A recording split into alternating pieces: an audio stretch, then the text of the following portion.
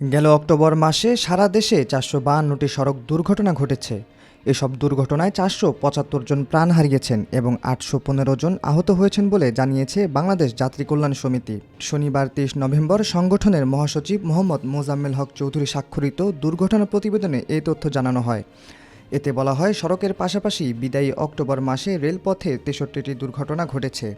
এতে ৭৬ জন নিহত ও ২৪ জন আহত হয়েছেন। এছাড়া নৌপথে ১৯টি দুর্ঘটনায় ২৪ জন নিহত হয়েছেন, ৩৬ জন আহত হয়েছেন এবং ৯ জন এখনও নিখোঁজ রয়েছেন। প্রতিবেদনে আরও বলা হয়েছে, সড়ক, রেল ও নৌপথে মোট ৫৩৪টি দুর্ঘটনায় ৫৭৫ জন নিহত এবং ৮৭৫ জন আহত হয়েছেন।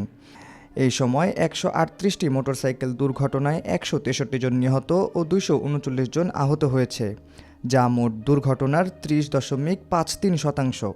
এর মধ্যে নিহতের শতাংশ ৩৪.৩১ আর আহত ২৯.৩২%।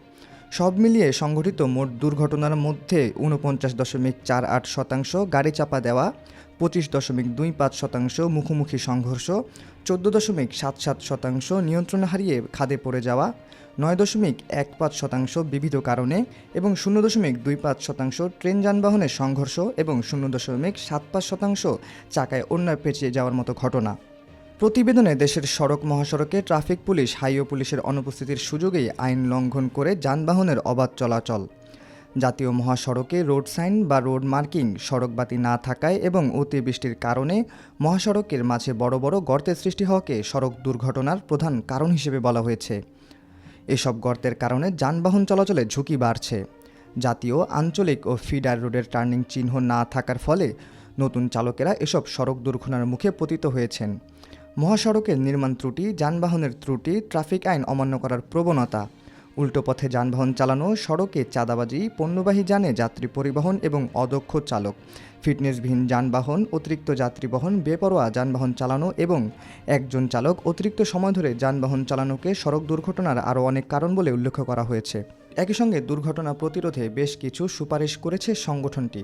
সেগুলো হলো, জরুরি ভিত্তিতে মোটরসাইকেল ও ইজি বাইকের মতো ছোট ছোট যানবাহন আমদানি ও নিবন্ধন বন্ধ করা, জাতীয় ও আঞ্চলিক মহাসড়কে রাতের বেলায় অবাধে চলাচলের জন্য আলোকসজ্জার ব্যবস্থা করা, দক্ষ চালক তৈরিতে প্রয়োজনীয় উদ্যোগ গ্রহণ করা, যানবাহনের ডিজিটাল পদ্ধতিতে ফিটনেস প্রদান, ধীরগতির যান ও দ্রুতগতির যানের জন্য আলাদা লেনের ব্যবস্থা করা, সড়কে চাঁদাবাজি বন্ধ করা, চালকদের বেতন ও কর্মঘণ্টা সুনির্দিষ্ট করা, মহাসড়কে ফুটপাতে পথচারী পারাপারের বিশেষ ব্যবস্থা রাখা, রোড সাইন, রোড মার্কিং ব্যবস্থাপনা করা, সড়ক পরিবহন আইন যথাযথভাবে ডিজিটাল পদ্ধতিতে প্রয়োগ করা, উন্নতমানের আধুনিক বাস নেটওয়ার্ক গড়ে তোলা, নিয়ন্ত্রক সংস্থা বিআরটিসির ক্ষমতা বৃদ্ধি করা, মানসম্মত সড়ক নির্মাণ ও মেরামত সুবিধা নিশ্চিত করা, নিয়মিত রোড সেফটি চেকআউট, মেয়াদোত্তীর্ণ গণপরিবহন ও দীর্ঘদিন যাবৎ ফিটনেস বাহন স্ক্র্যাপ করা এবং বন্যায় ক্ষতিগ্রস্ত সড়ক ও মহাসড়কের পুনর্নির্মাণ করা।